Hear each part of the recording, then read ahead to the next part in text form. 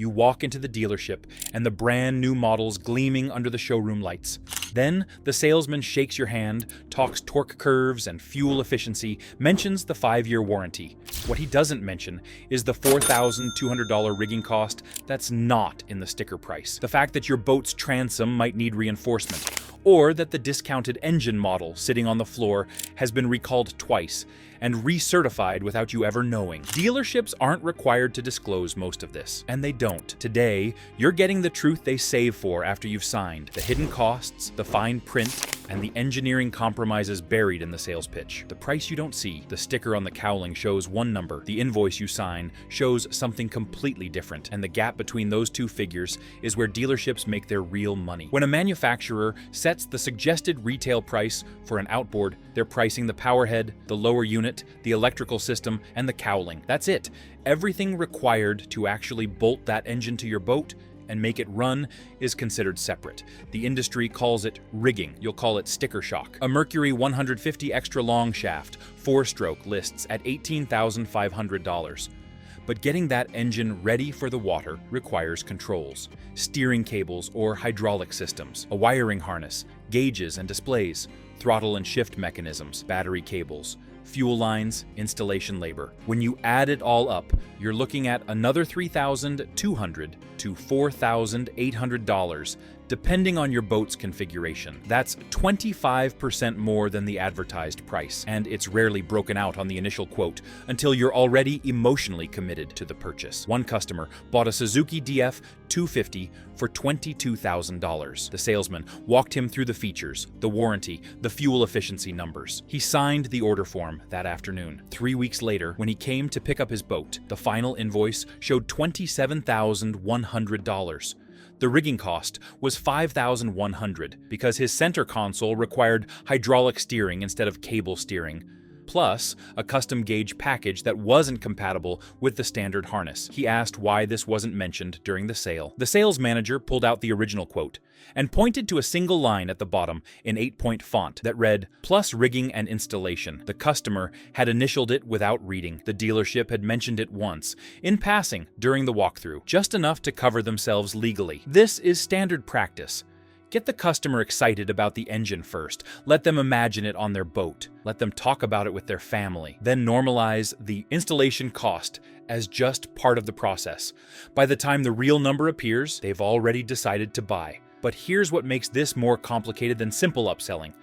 Some boats genuinely do require expensive rigging. A 23-foot offshore center console with twin 200 horsepower engines and fly-by-wire digital controls will have a substantially higher rigging cost than a 17-foot aluminum fishing boat with a single 90 horsepower and cable steering. The problem isn't that rigging costs money. The problem is that dealerships know most customers don't know what rigging should cost, so they have room to inflate it.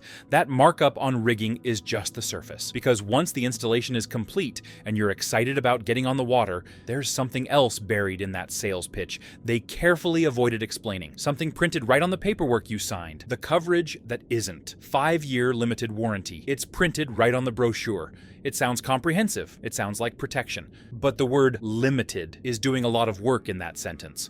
Most manufacturers offer a base warranty that covers defects in materials and workmanship for a specific period. Yamaha offers 5 years. Mercury offers 3 years on most models, with extended options. Suzuki offers 5 years on certain models, 3 on others. These are real warranties. They will cover legitimate failures, but they come with conditions that most customers never see until something goes wrong. The most common condition is dealer service. To maintain warranty coverage, the engine must be serviced at authorized dealerships at specific intervals. For most outboards, that means annual service for the first few years, then longer intervals as the engine ages. Miss one service window, even by 30 days, and the warranty can be voided at the manufacturer's discretion. One owner had a Yamaha F200 that blew a powerhead at 280 hours. The engine was 2 years old. He'd used it regularly but carefully. He filed a warranty claim. Yamaha's regional service representative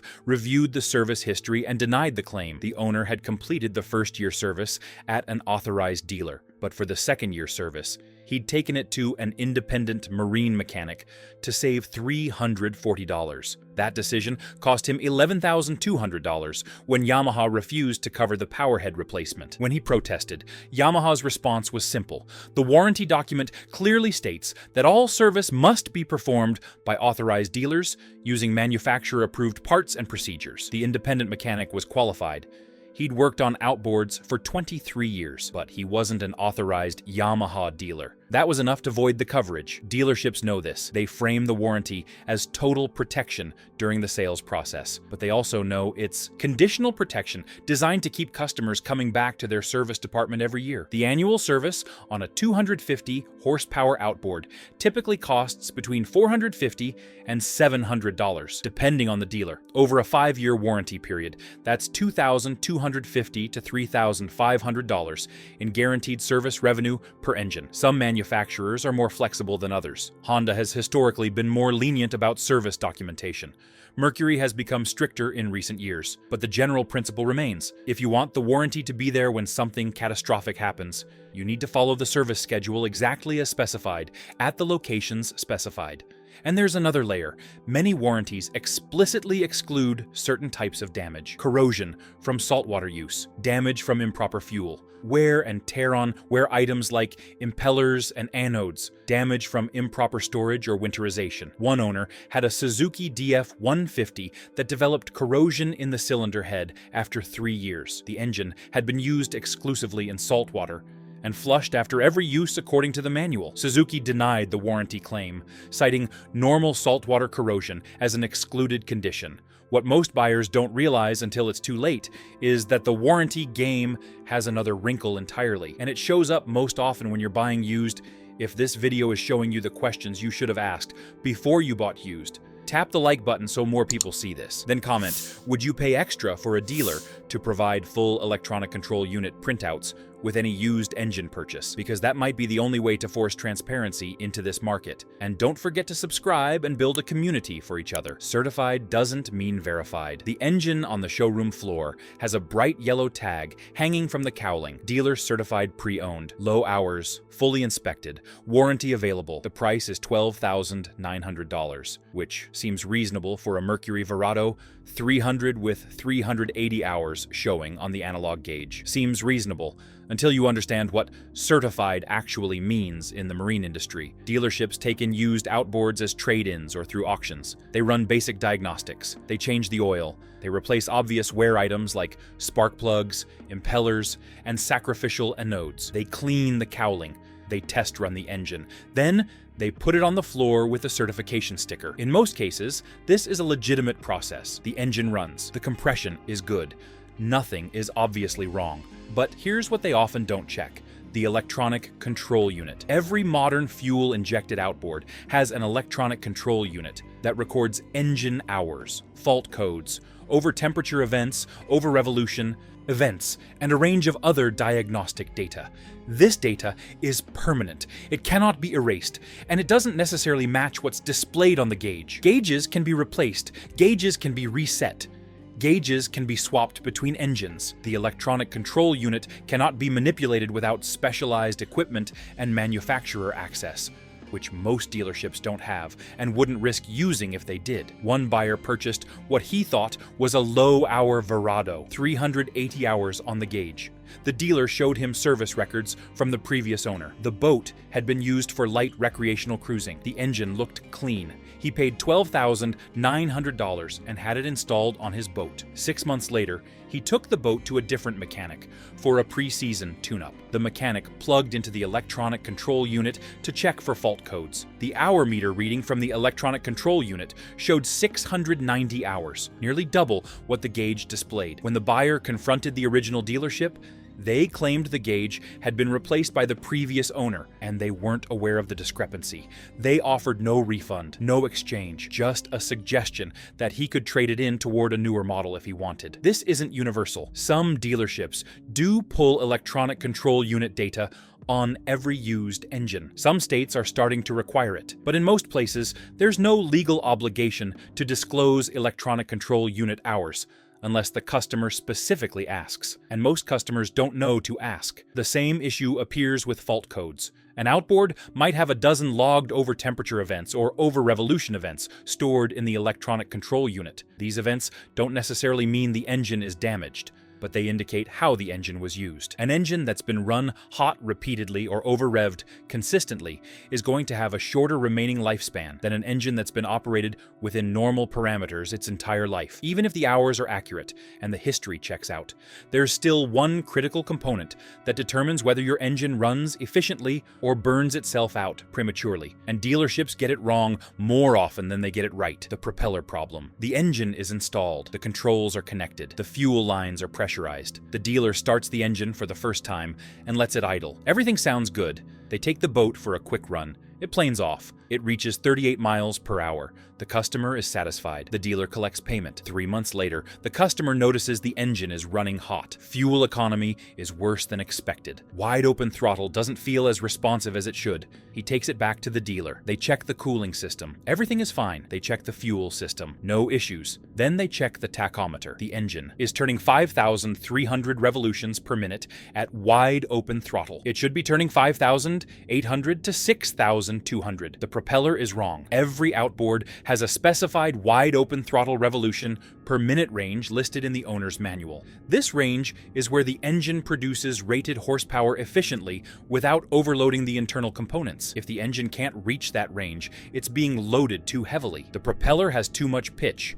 If the engine exceeds that range, it's being loaded too lightly. The propeller has too little pitch. Dealerships know this, but they also know that most customers don't. So when they rig an engine, they'll often install whatever propeller they have in stock. That's close enough. A 19-foot bay boat with a Suzuki DF 150 should typically run a 15-pitch stainless steel propeller to reach optimal revolutions per minute. But if the dealer has a 17-pitch in the warehouse and no 15-pitch, they'll install the 17-pitch and call it good enough. Most customers won't notice. The boat still runs, it still planes, it still feels fast, but it's running out of specification. The engine is working harder than it should. It's burning more fuel than necessary. And over time, it's creating additional wear on components that weren't designed to operate under constant heavy load. One boat owner ran his engine for 2 full seasons before a different shop diagnosed the issue. The dealer had installed a 19-pitch propeller on an engine that should have been running a 15-pitch. The engine never reached 5,500 revolutions per minute. It overheated twice. Fuel economy was 30% worse than the manufacturer's specification. When he confronted the original dealer, the service manager's response was blunt. Most customers don't notice. And if they do, they usually just assume their boat is heavy or their hull is dirty. The reason dealerships do this isn't necessarily malicious. Propellers are expensive. A stainless steel propeller for a 200 horsepower engine costs between $500 and $900. Dealerships don't want to stock every possible pitch for every possible engine configuration. So they stock the most common pitches and make them work across a range of applications. But here's where it becomes a profit issue.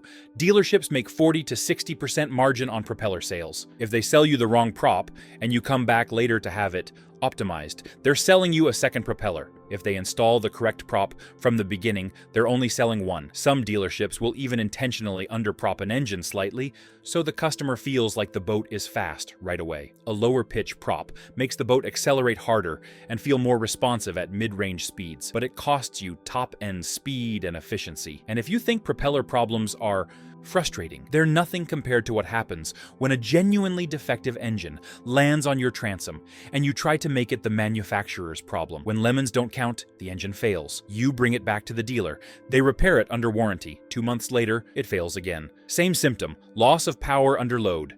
They replace a different component. 3 months after that, it fails a third time. You start researching lemon laws. In most states, a defective vehicle qualifies as a lemon if it fails to meet warranty obligations after a reasonable number of repair attempts. For cars, that's typically 3 attempts for the same issue. For boats and outboards, it's usually 4. That's the first problem. The second problem is more technical. If the dealer fixes the issue differently each time, it's not legally considered the same issue, even if the symptom is identical. one outboard had persistent fuel delivery problems, loss of power at wide open throttle, sputtering under load, rough idle. The owner brought it in 5 times over 18 months. The first visit, the dealer replaced the fuel pump. The second visit, they replaced the vapor separator. The third visit, they replaced a fuel injector. The fourth visit, they cleaned the throttle body. The fifth visit, they replaced the engine control unit. The symptom never fully went away, but each time the dealer coded the service visit as a different root cause. When the owner tried to pursue a lemon law claim, the manufacturer's legal team argued that these were 5 separate issues, not 5 attempts to fix one issue. The claim was denied. Lemon laws were written primarily for automobiles. Marine applications are treated as recreational vehicles in most states, which means weaker protections and higher thresholds for qualification. Some states don't even have lemon laws that cover boats or outboards at all, and even in states that do, the burden of proof is on the owner. You need documentation, service records, invoices, descriptions of the problem in writing, photos, witnesses if possible. And even with all of that, you're fighting against a manufacturer's legal department with far more resources than you have. The irony is that legitimate lemon situations do happen. Manufacturing defects get through quality control. Design flaws don't show up until engines are in the field for thousands of hours. Bad batches of components make it into production runs, but by the time the pattern is clear, the manufacturer has usually issued a quiet service bulletin to dealers, addressed the problem on newer production units, and moved on. If your engine is part of that problem batch, you're often left fighting alone. The manufacturer moves on, the dealer moves on, but you're still sitting at the dock with an engine that doesn't work and no legal recourse, which brings everything back to the moment you walk into that showroom, because that's the only moment where you actually have leverage, what you can actually control. You can't change the way the industry works. You can't force dealerships to be more transparent. You can't rewrite warranty terms or lemon laws. But you can control what questions you ask and what documentation you demand before you commit. Get the total cost in writing, not just the engine price, everything. Rigging, controls, installation, propeller, freight, dealer prep, documentation fees, any potential transom work. Every line item. If they won't provide it, walk. There are other dealers. And if multiple dealers in your area all refuse to itemize costs up front, that tells you something about the market you're dealing with. If you're buying used, demand electronic control unit hour data. Don't trust the gauge, ever. Bring a laptop and a diagnostic cable if you have to. Some dealers will pull the data if you ask. If they refuse, that tells you something. If they claim they don't have the equipment, offer to pay an independent mechanic to come to the dealership and pull it yourself. If they still refuse, walk away. Ask about the propeller. What pitch are they installing? What revolution per minute range should the engine reach at wide open throttle, with the boat loaded to typical operating weight? Get it in writing. Test it yourself once the boat is in the water with a tachometer. If it's out of spec, bring it back immediately and demand a correction before the issue becomes your problem. Don't wait 6 months. Don't wait until the warranty period is over. Read the entire warranty document, not the brochure, the actual legal warranty document that comes with the engine. Understand what voids it. Understand where you have to service it. Understand what's excluded. Understand what's considered normal wear versus defect. If you don't understand something, ask. If the salesman can't explain it clearly, ask to speak with a service manager. If they won't explain it clearly, find someone who will. If the engine develops a recurring problem, document everything. Save every invoice. Write down every symptom in detail with dates and hours. Take photos if something looks wrong. Record videos of abnormal sounds or performance. Note the conditions when it happened, water temperature, load in the boat, how long you'd been running, all of it. If you end up in a legal dispute, this documentation is the only thing that will protect you. Consider buying an extended warranty from a third party if the manufacturer's base warranty doesn't give you confidence. These policies cost between $800 and $2,000, depending on the engine size and coverage period, but they can provide protection after the manufacturer's warranty expires. And sometimes they cover things the factory warranty doesn't. Read the terms carefully. Make sure it's underwritten by a reputable company. Some extended warranties are worthless. Some dealerships operate with complete transparency. They itemize costs up front. They explain warranty conditions clearly. They optimize the propeller for your specific boat during the initial setup. They pull electronic control unit data on every used engine. They stand behind their work. These dealers exist, but they're not the standard. They're the exception. And they usually cost slightly more because they're putting in the extra work that other dealers skip. Your job is to recognize the difference before you hand over a deposit, because once the transaction is complete and the engine is on your boat, your leverage disappears. The dealer has your money, the manufacturer has limited liability, and you have an expensive piece of equipment that you now need to maintain and protect yourself. If this gave you the questions to ask before you sign, hit subscribe and watch our last video. We are exposing another type of popular belief that gets many experienced boaters too. Tap like if you've ever been hit with surprise costs after buying an outboard. And comment below, what's the biggest hidden fee or undisclosed issue you discovered after the deal was done? Your stories help other boaters avoid the same traps.